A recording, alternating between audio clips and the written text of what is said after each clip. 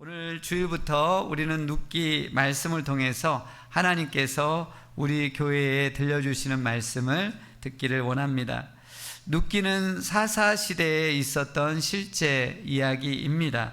사사시대는 모세의 후계자인 여호수아가 가나안 땅 정복을 이루고 나서 죽었던 기원전 1390여 년경부터 사울왕을 통해서 이스라엘의 통일 왕국이 시작된 기원전 1050년까지 대략 한 350여 년의 기간이 사사시대입니다.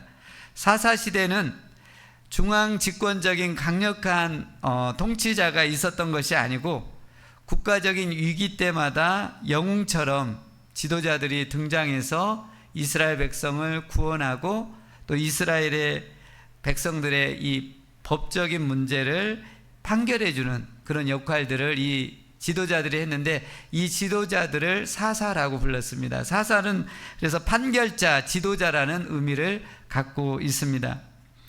룻기는 모압 여인은 이 룻이 젊은 나이에 유다 사람 남편을 잃게 됩니다.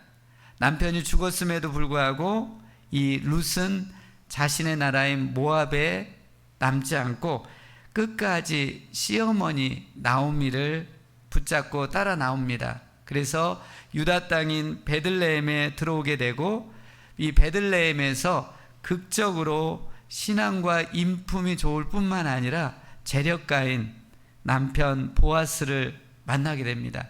그리고 그 후손에서 다윗 왕이 나옵니다. 이방 여인인 이 룻에게서 이스라엘의 최고의 왕인 다윗 왕이 나오게 되고, 결국 이 다윗 왕의 후손을 통해서 온 인류의 구원자 되시는 메시아이신 예수 그리스도가 나온다는 것을 룻기는 보여주고 있습니다. 그래서 룻기는 표면적으로는 한 이방 여인의 신앙과 사랑 이야기인 것 같이 보이지만 그 내면에는 정말 크고 위대하신 하나님께서 인류 구원의 놀라운 계획을 갖고 펼쳐가는 이야기를 룻기는 보여주고 있습니다. 룻이 살았던 이 사사시대는 이스라엘 백성들이 하나님을 향한 예배 드림이 없었습니다. 각자 소견에 오른 대로 신앙생활을 했기 때문에 당연히 신앙이 변질되고 우상을 섬기고 이방신을 따르고 또 이방의 풍습을 따라 행하면서 타락을 계속 이어갔습니다. 그래서 이스라엘 백성들의 신앙과 삶은 처참하게 무너졌고 또 이방 나라에 의해서 심한 괴롭힘을 당했습니다. 이스라엘 나라 전체적으로 신앙이 무너지고 삶이 무너지고 있는 그 상황 속에서 이방 여인인 룻이 캄캄한 밤에 별빛처럼 빛납니다. 이 룻이 이방 여인이었음에도 불구하고 신앙의 순결을 지키고 사람의 도리를 철저히 지키면서 개인적으로 큰 은혜와 복을 받았을 뿐만 아니라 구속사적으로도 다윗 왕과 온 인류의 구원자 되시는 예수 그리스도의 조상이 되는 이방 여인이 그 조상이 되는 놀라운 축복을 받는 것을 보여주고 있습니다. 오늘 룻기 시작하는 1장을 통해서 그럼 하나님께서 우리에게 들려주시는 말씀을 함께 듣기를 원합니다. 첫째로 우리는 주어진 고난을 회피하면 안 됩니다. 우리에게 당면한 고난, 역경, 아픔을 회피하면 안 됩니다. 오늘 룻을 통해서 또 나오미를 통해서 보여주는 것, 고난과 역경과 아픔을 회피하지 말라는 것, 그것을 도망쳐 빠져나가지 말라라는 것입니다. 룻기의 시작은 사사시대입니다. 사사시대는 칠흑같이 어두운 암울한 희망이 안 보이는 그런 시대였습니다. 그런 시대였는데 흉년이 들게 되었어요. 시대적인 상황도 힘든데 흉년이 들다 보니까 더 이상 먹을 양식이 이스라엘 나라 가운데 없게 되었습니다. 그래서 먹을 것이 없다 보니까 이 엘리멜렉이라는 베들레헴 태생인 엘리멜렉이라는 사람이 그 부인과 두 아들을 데리고 먹을 양식을 찾아서 베들레헴을 떠나 모압 지방으로 떠나는 장면이 나오고 있습니다. 이 성경에서 룻기 바로 전이 사사기인데요. 사사기는 350년, 400년의 이 사사 시대를 담은 내용이 들어 있습니다. 그러면 사사기를 보시면 이 기드온이라는 사사가 있는데, 기드온이 사사로 있을 당시에 이스라엘이 미디안 족속에게 7년간을 심하게 괴롭힘을 당하면서 이스라엘에 심한 기근이 왔다라고 합니다. 그래서 성경학자들은 이 룻기의 시작이 되는 이 흉년이 들고 기근이 있는 이 시대가 이스라엘의 미디안 족속에게 심한 괴롭힘을 받았던 때, 기드온이 사사로 부름을 받은 시기로 추정을 하고 있습니다. 흉년으로 먹을 것이 없던 그때 유다 이 베들레헴 태생의 한 가장 엘리멜렉이 아내와 두 아들을 데리고 이제 먹을 것을 찾아 모압을 향해 떠납니다. 이 베들레헴은 히브리어인데요. 베트가 집이고 레헴이 빵이에요. 그러니까 베들레헴은 빵집이라는 뜻입니다. 베들레헴은 물이 풍부하고 땅이 비옥한 그런 땅이었습니다. 빵집과 같이 풍부한 먹을 것이 있는 이 베들레헴에 흉년이 들고 기근이 들어서 더 이상 먹을 것이 없는 상황 가운데 처하게 되었습니다. 그만큼 심각하게 이스라엘 전역에 기근이 임한 것을 보게 됩니다. 그래서 이 엘리멜렉은 기근이 심한 베들레헴을 따라 이방 라인 모압 지방으로 가족을 데리고 떠납니다. 근데 이 모압 지방에 도착해서 몇 년 안에 가장인 엘리멜렉이 죽게 됩니다. 가장이 죽게 돼요. 그리고 이 두 아들도 다행히 모압 여인들과 젊을 때 결혼을 했는데 두 아들도 몇 년 안에 죽게 됩니다. 그 시간이 한 10년 동안에 펼쳐진 일입니다. 10년 사이에 집안에 한창 일할 가장과 두 아들이, 3명의 남자들이 죽게 되는 아주 무섭고도 끔찍한 사건이 지금 나오미 가정에 펼쳐지는 것을 보게 됩니다. 보통 사건이 아니죠. 여러분, 지금까지 이렇게 살아오시면서 한 집안 가정에서 10년 사이에 3명이 죽어나가는 그런 끔찍한 사건을 본 적이 있습니까? 한 집안에서 3명이 한창 때 죽어나가면요, 집안이 무너질 수밖에 없습니다. 저도 생각을 해보니까 저희 집안에 저희 아버님이 돌아가시고 30년 후에 어머니가 돌아가셨더라고요. 그러니까 크게 어려움이 없어요. 근데 10년 사이에 한창, 그래서 저희 아버님 어머니는 다 연세가 있어 돌아가셨는데 한창 때 젊은 사람들이 그렇게 3명의 남자들이 죽어난다는 것은 끔찍한 일일 수 없습니다. 그 집안은 이제 사실은 인간적으로 봤을 때는 다시 재기할, 회복할 가망이 없어 보입니다.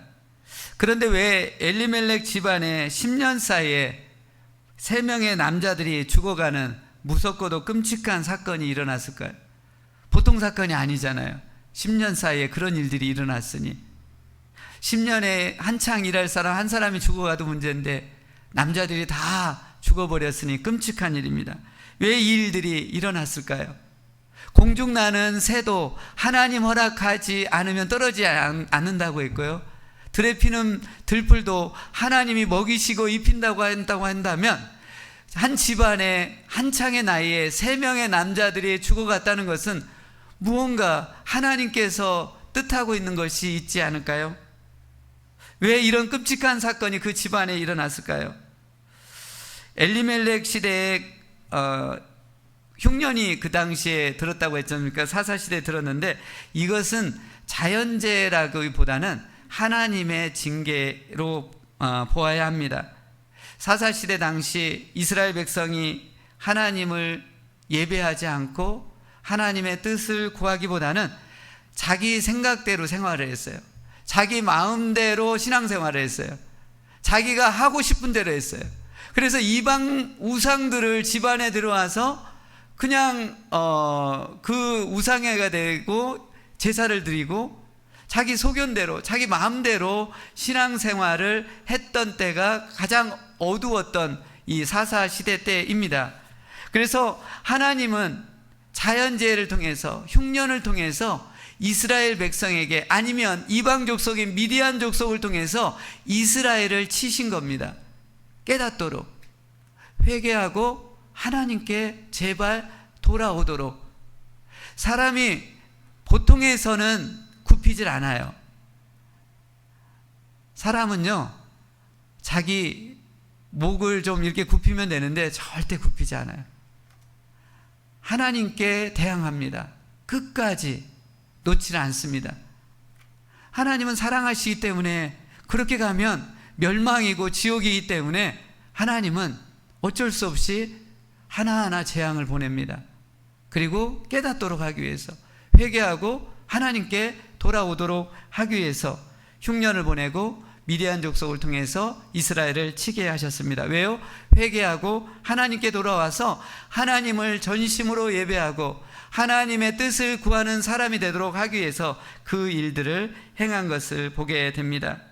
그런데 오늘 성경 본문에 보면 엘리멜렉은 회개하고 하나님께 돌아가기보다는 하나님께서 주신 그 고난과 징계를 피해버립니다. 회피하고 모압 지방을 향해 갑니다. 모압 지방에 가면 먹을 것이 있다고 생각을 했어요.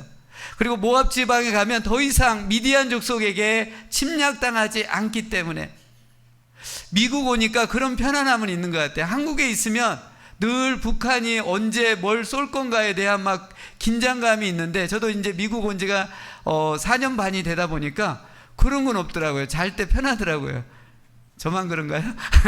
하여튼 이런 아마 이 엘리멜렉은 그랬을 거예요. 미디안 족속이 계속 공격에 들어오니까 더 이상 외부 침략을 더 이상 받기 싫으니까 모압 지방으로 가버렸습니다.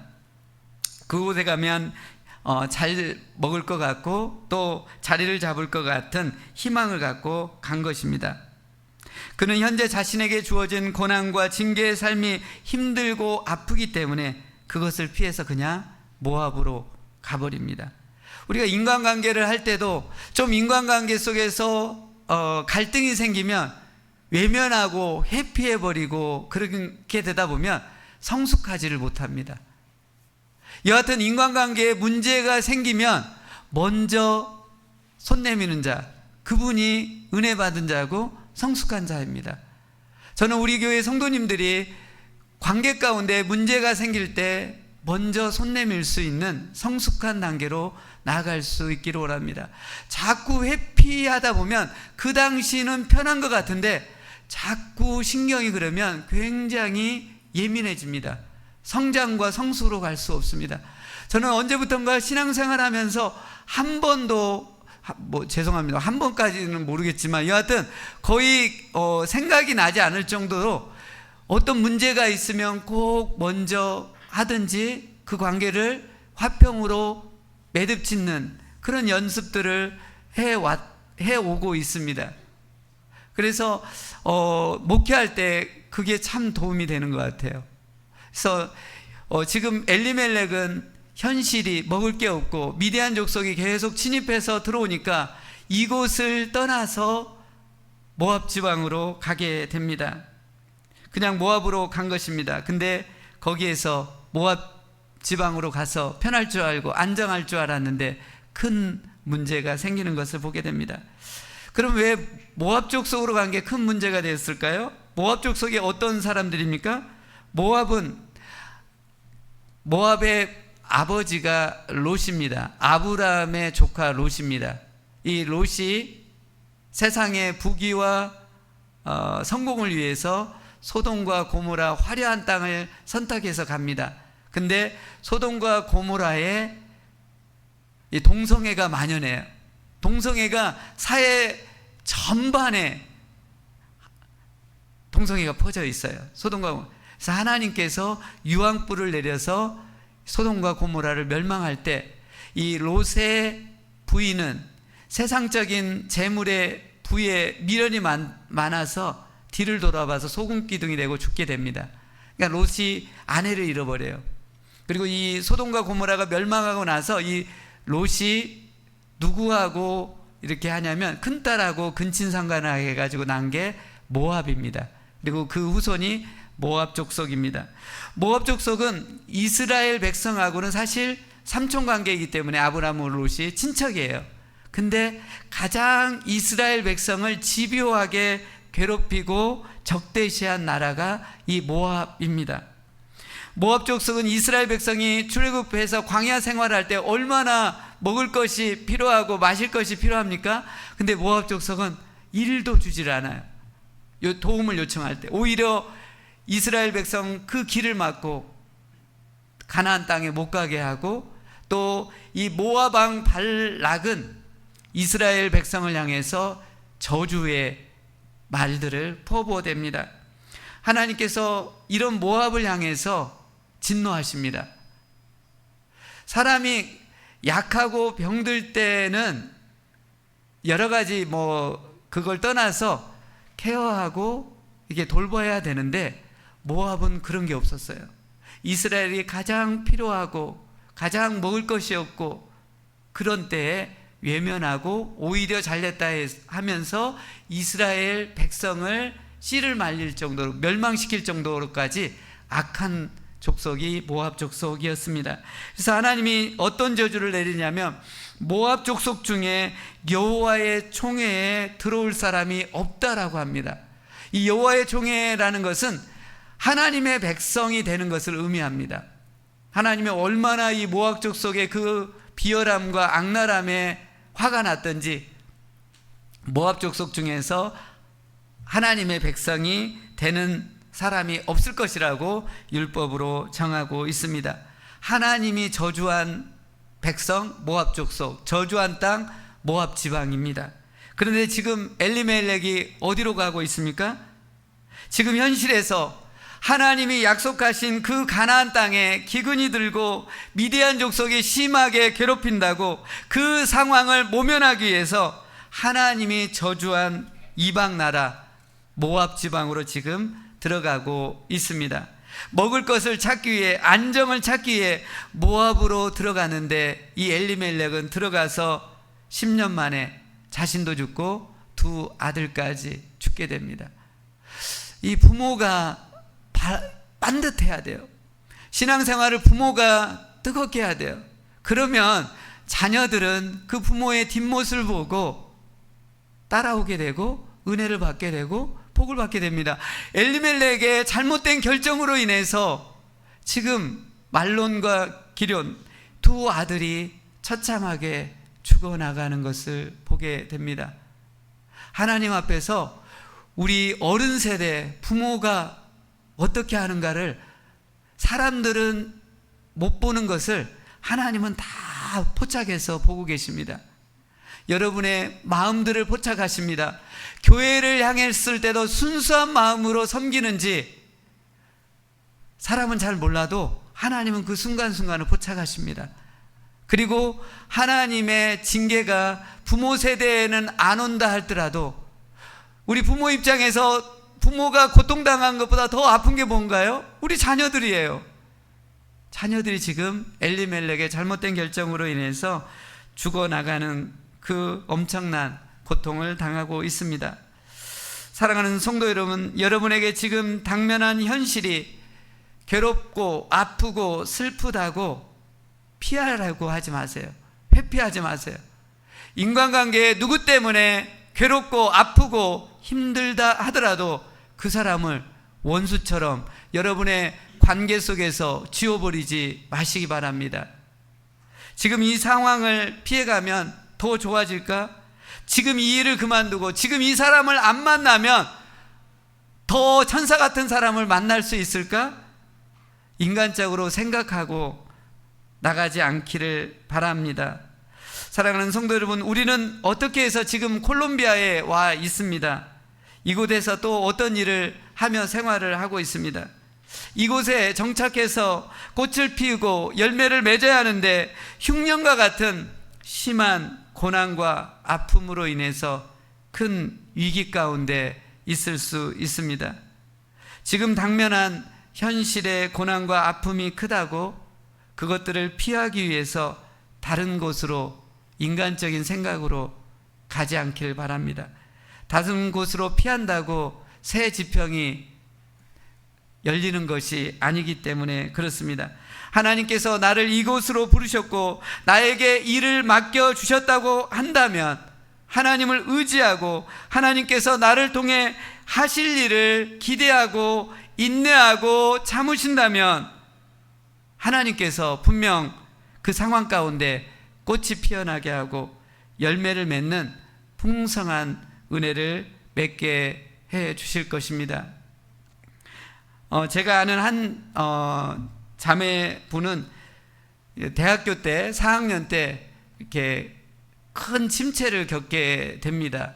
한 6개월 정도 교회도 안 나가게 되고 그 열심히 했던 사람이 그리고 밖에까지 두문불출 나가지 못하게 되었다고 합니다. 왜 그런가 했더니 4학년 때 교회 생활하면서 좋은 교회 오빠가 있었던 것 같아요. 그래서 그 오빠에게 정중하게 오빠를 좋아한다라는 고백을 어렵게 이렇게 고백을 했다고 합니다. 그런데 그 교회 오빠가 했던 말이 뭐였냐면 6년 차이니까 내가 대학생 때 너는 중학생이었어. 나는 너를 여자로 보지도 않아. 그 말을 했다고 합니다. 그러니까 이 자매가 얼마나 충격에 빠졌겠어요. 어렵게 자매로서 그 말 하기가 쉽지 않은데 6살 많은 오빠한테. 그러면서 이 자매가 6개월을 잠수를 타게 됩니다. 교회도 안 나가게 되고 신앙생활도 안 하게 되고 모든 인간관계를 끊게 됩니다. 대학교 졸업해도 나갈 수가 없게 되었어요. 신앙도 마음도 삶도 무너져 내려가고 있는 그 절망적인 상황 가운데서 감사했던 것은 교회에 열심히 기도하는 한 여자 집사님이 밤에 교회에 와서 함께 철야 기도하자, 교회에서 밤을 새며 한번 기도하자고 그렇게 제안을 했다고 합니다.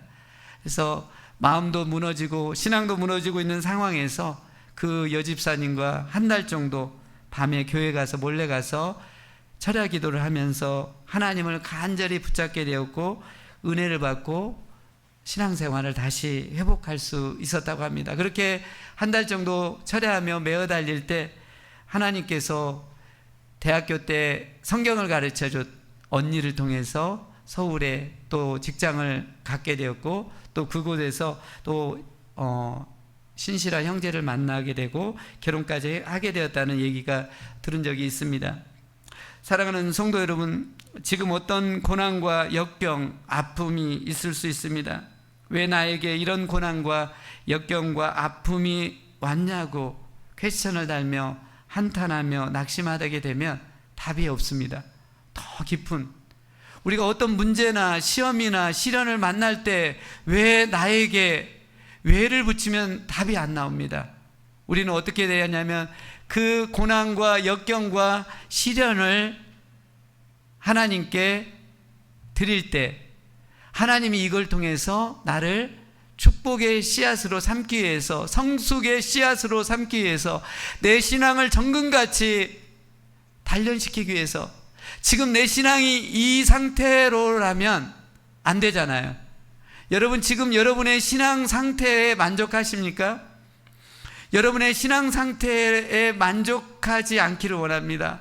우리는 계속해서 갈증이 있어야 돼요. 내 신앙이 더 정금같이 되어야 되는데 그러려면 하나님께서 문제를 주실 것입니다. 시련을 주실 것입니다. 고난을 주실 것입니다. 그 고난과 역경, 아픔 앞에서 예수 그리스도를 의지하시면서 예수 이름을 부르면서 그 고난을 돌파해 갈 수 있기를 원합니다. 우리 새가족 여러분, 교회 오실 때 교회 표지판 어떠세요? 아, 별로예요? 교회 표지판 2개 양쪽에 딱 했잖아요. 보셨죠? 네. 근데 제가 좀 우여곡절이 있었는데 여하튼 교회 이 해머 큰 망치가 없어가지고 뭘로 때렸냐면 도끼로 때렸어요. 도끼. 우리 교회에 도끼가 있더라고요. 도끼로 때리는데 마지막은 여하튼 원래는 양쪽에다 했는데 이쪽에 라인에 해놓은 것이 그 집 소유권 같아요. 그래서 빼놔가지고 같이 붙일 수밖에 없어가지고 마지막 그 완성은 제 아내하고 제가 했어요. 아내가 이 지지대를 받고 있고 제가 위에서 올라가가지고 도끼로 그 위에 지지대 꼭대기를 때리니까 제 아내가 겁이 나가지고, 왜냐하면 도끼날이 빠지면 위험하잖아요. 그래서 아내가 여보 더 이상 땅이 더 안 들어갈 것 같아 그러더라고요. 그런데 아니야 여보, 이 땅은 지금 딱딱해서 안 들어가지만 좀 세게 이게 그 딱딱한 땅을 들어가면 푹 들어갈 거야 해가지고 제가 수십 번 50번 이상을 도끼로 때렸어요. 그러더니 진짜로 굉장히 낮게 보일 거예요 그 지지대가. 근데 굉장히 높은 거예요. 3분의 1이 땅에 들어가요. 한번 나중에 내리셔가지고 한번 지지대 한번 흔들어 보세요. 얼마나 깊이 박혀 있는지. 저는 대견해가지고 가끔씩 내려가지고 흔들어 보는데요. 그러더라고요. 여러분, 이 고난은 딱딱한 땅이에요. 근데 제가 때리면서 어떻게 때린지 아세요? 예수의 이름을 부르면서 때렸어요. 예수 하면서 예수 예수 예수 하니까 그 땅이 푹푹 들어가더라고요. 예수의 이름에 권세와 능력이 있다는 걸 믿기 때문에 그렇게 하는 겁니다. 여러분, 딱딱한 것 들어가지 않을 것 같아요 지지대에. 그렇지만 딱딱하지만 예수의 이름을 부르고 예수의 이름으로 그 관계 가운데, 시련 가운데, 문제 가운데 참고 버티고 견디고 인내하면요, 하나님께서 부드럽게 그 상황을 만져주십니다. 놀라운 반전의 역사를 해나갈 줄로 확신합니다. 그런 역사들이 일어나기를 원합니다. 참고 인내하면 새로운 반전이 일어날 줄로 믿을 수 있기를 원하고, 여러분의 그 고난과 여건과 아픔의 그 상황이 결국은 하나님의 놀라운 은혜와 역사를 경험하는 씨앗이에요. 하나님의 기적이 일어나려면 시련의 씨앗이 필요합니다. 고난의 씨앗이 필요합니다. 문제의 씨앗이 필요합니다. 그 씨앗을 버리면 안 돼요. 그 씨앗을 내 마음에 품고 하나님께 메어달리면서 기도 제목으로 삼고 하나님께 나간다고 한다면 그 속에 꽃이 피고 열매가 맺는 은혜가 있을 줄로 확신합니다. 두 번째로 오늘 룻기를 통해서 우리에게 주시고자 하는 말씀은 우리는 주의 말씀을 향해 나가야 한다는 것입니다. 나오미는 모압에서 10년 사는 동안에 남편과 두 아들을 잃고 홀로 남게 되었습니다. 남편과 두 아들을 먼저 떠나보낸 이 나오미 여인의 심정은 어떠했을까요? 사랑하는 가족을 먼저 떠나보낸 이 여인의 마음이 어떠했을까요? 오래전 일인데 제 후배가 첫째 딸을 낳고 이 딸이 아프게 됩니다. 그래서 100일을 채우지 못하고 딸이 먼저 가게 됩니다. 근데 딸을 잃은 이 후배가 얼마나 상실감이 컸던지 10년 넘게 그 100일밖에 못 산 딸을 잊지 못하고 전전긍긍 우울하게 생활을 했고 지금까지도 자녀를 안 낳고 있습니다.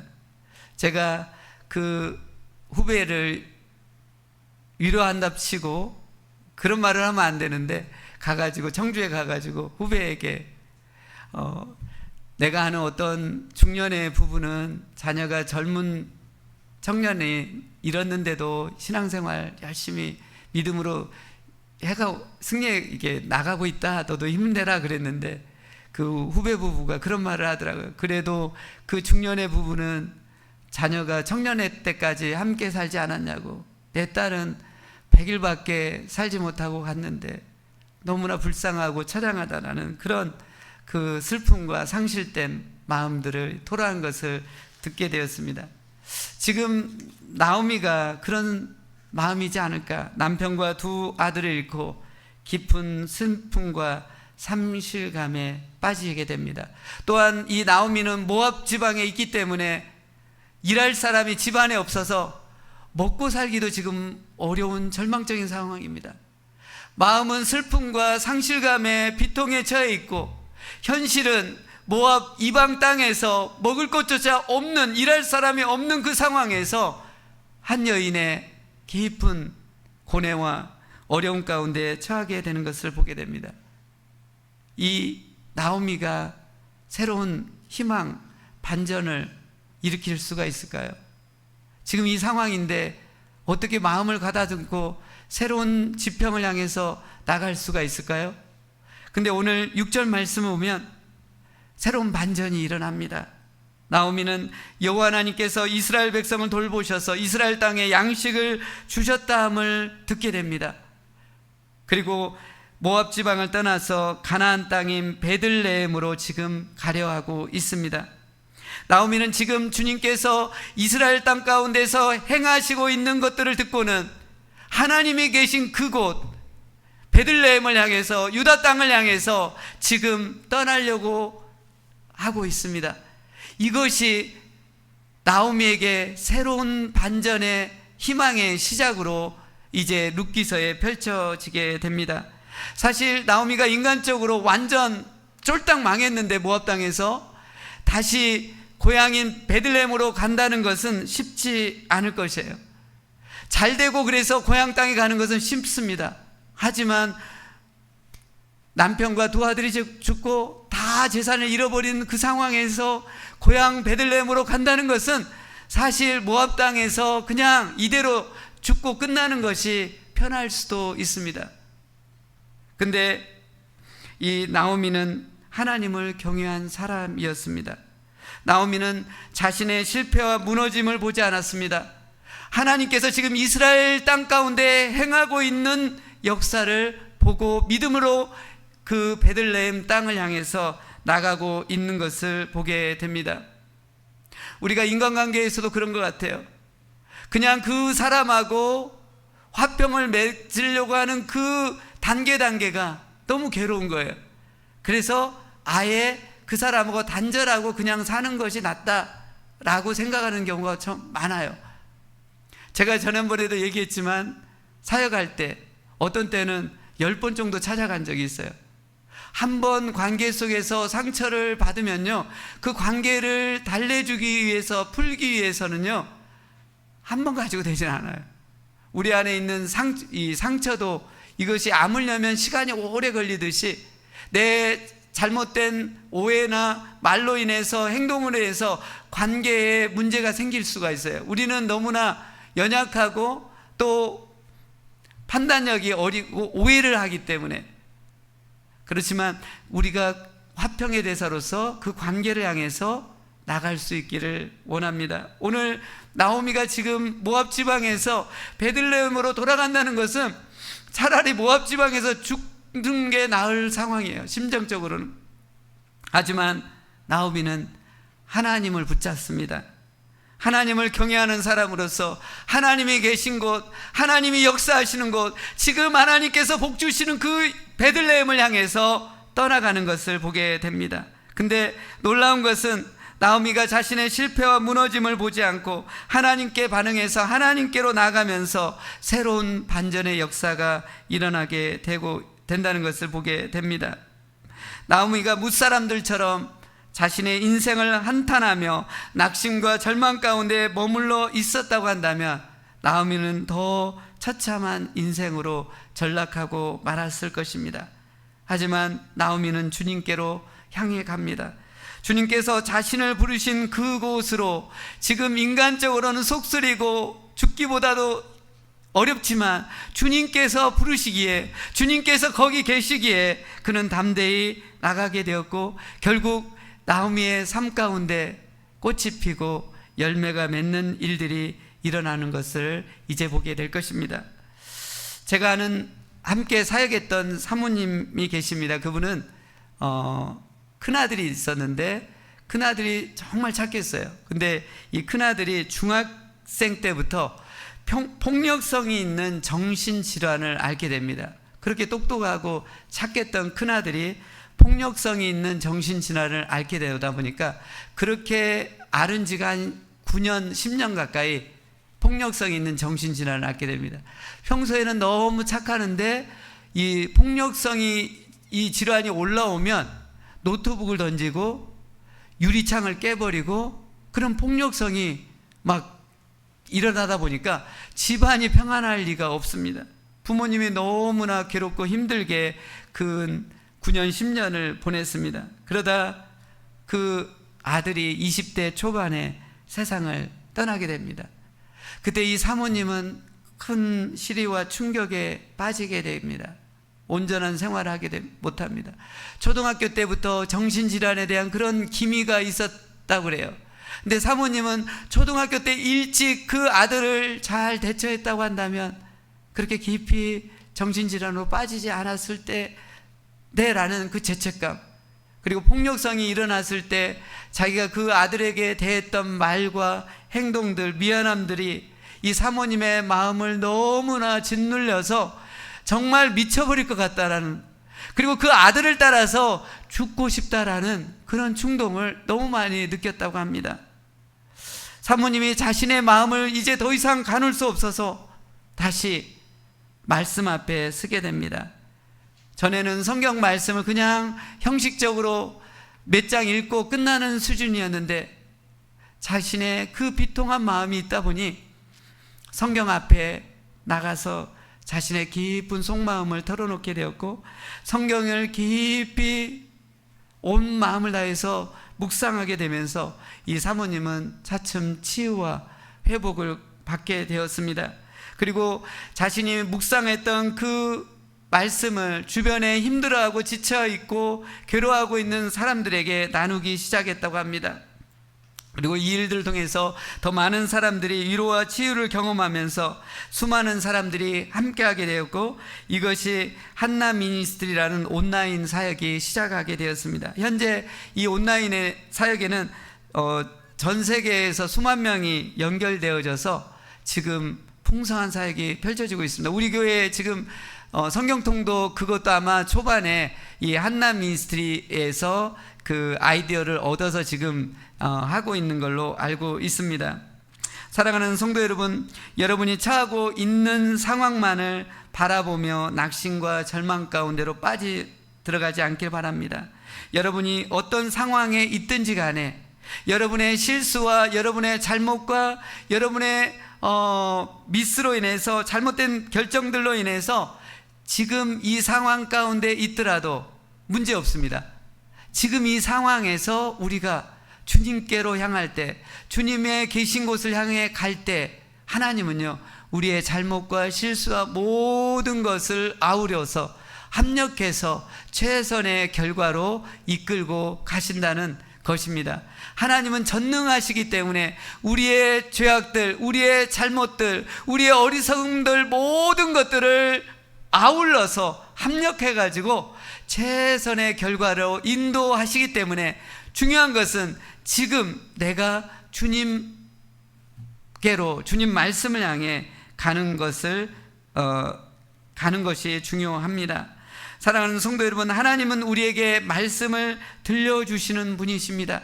잘되고 평안할 때는 하나님의 음성이 작게 들립니다. 하지만 우리가 문제 가운데, 어려움 가운데, 아픔 가운데 있을 때 하나님은 분명하게 크게 우리에게 들려주십니다. 신앙생활은 하나님의 음성, 하나님의 말씀을 듣고 따라가는 것이 신앙생활입니다. 그때 우리 신앙생활에 영적인 생명력이 일어나는 것입니다. 지난 한 주간 사시면서 여러분은 하나님의 음성과 하나님의 말씀을 듣고 회개하고 다시 수정하고 하나님께 순종하면서 나가는 삶을 사셨습니까? 지난주에 제가 저희 자녀들이 텍사스에 있어서 매일 밤마다 화상으로 이렇게 대화를 하는데, 지난주에 한 번은 저희 첫째가 솔직하게 자신의 연약함들을 얘기하더라고요. 이러이러한 부족함들, 미숙함들 때문에 제 삶이 이렇습니다 라고 어렵게, 아들이 그렇게 고백하기가 쉽지 않잖아요. 20살 넘은 성인이 솔직하게 고백을 하더라고요. 그러면 아빠인 제가 어떻게 대답을 해야 할까요? 아들아, 그래도 너 잘하고 있어. 너 참 훌륭해. 대단하게 지금 잘 혼자 홀로서기 잘하고 있는 거야 라고 하면은 얼마나 좋겠습니까? 그런데 제가 이 꼰대 같은 답을 했어요. 어떻게 했냐면 아들아, 내 청년의 때를 얘기해 줄게. 내가 청년의 때 직장 생활할 때 얼마나 힘든지 알아? 내 사수가 나를 얼마나 괴롭혔다고. 근데 나는 그때 참고 인내하면서 이겼어. 꼰대 같은 얘기를 하니까 갑자기 첫째 얼굴이 이렇게 위로받기 위해서 어렵게 얘기를 했는데 얼굴이 약간씩 이제 굳어지더라고요. 이렇게 꼰대 같은 얘기를 하니까. 그리고 둘째 딸은 또 갑자기 나가버리더라고요. 그러니까 나중에 제 아내를 통해서 듣는 얘기는 뭐냐면, 자기가 지금 어스틴에서 힘들게 살고 있는데 아빠의 그 꼰대 같은 대답 때문에 자기가 꼰대라는 말은 안 했는데 하여튼 그런 말 때문에 너무 이렇게 힘들어가지고 도저히 있을 수가 없어서 그냥 급한 일이 생겨서 나갔다고 하고 나가버렸더라고요. 그래가지고 이제 저녁마다 이제 하니까 제가 다음날 새벽에 교회 가서 새벽 예배하고 기도를 하는데, 왜 이렇게 꼰대같이 자녀들한테 하나, 그런 생각이 너무 드는 거예요. 왜 내가 이렇게 꼰대인가. 그리고 하나님 앞에 회개하면서, 예수님은 꼰대가 일도 없는데 예수님은 100% 공감해 주시는 분이잖아요. 여러분이 아프고 힘들고 어려울 때 예수님께 가서 하소연할 때 예수님이 뭘 그거 가지고 그렇게 울고 있어? 그렇게 얘기한 적이 없잖아요. 나 십자가 졌어, 너 져봤어? 그런 적 없잖아요. 예수님은 한 번도 꼰대같이 대답하지 않고 그런 느낌과 뉘앙스조차 주지 않고 100% 힘들지, 얼마나 이 어려운 시대에 이렇게 살아가니 위로해주고 그러는데, 그것이 없는 제 모습을 보면서 아직도 어리석고 아직도 부족하고 미숙하다는 것들을 깨닫게 됐어요. 그래서 회개하고 또 기도하면서 정말 창조주 하나님 예수님께서도 이렇게 공감해 주신다고 한다면 서로 간에 연약한 사람들끼리 더 이해해주고 공감해주는 것이 하나님이 바라시는 것이다라는 것들을 깨달으면서 장문으로 우리 가족 카톡방에 용서를 구하는 내용을 싹 보냈어요. 그랬더니 첫째가 또 장문으로 그런 위로해주는 그런 말들을 하면서 화해의 역사가 일어나는 경험을 했습니다. 사랑하는 성도 여러분, 힘들고 아프고 어려운 상황일수록 하나님의 말씀은 여러분을 향해서 더 크고 선명하고 분명하게 들려집니다. 하나님의 말씀을 듣고자 귀를 기울여 보십시오. 지금 어려운 상황 가운데 있습니까? 침체 가운데 있습니까? 하나님의 말씀을 들으려고 해보십시오. 하나님의 말씀을 들려달라고 하나님께 기도하십시오. 그리고 간절히 구할 수 있기를 원합니다. 그럴 때 하나님이 여러분에게 말씀해 주실 것입니다. 그리고 그 말씀의 빛을 따라 나오미처럼 나갈 때 여러분 삶 가운데 고난과 아픔과 문제의 그 상황 가운데 꽃이 피고 열매가 맺는 놀라운 은혜가 일어날 줄로 확신합니다. 이 시간 기도하겠습니다.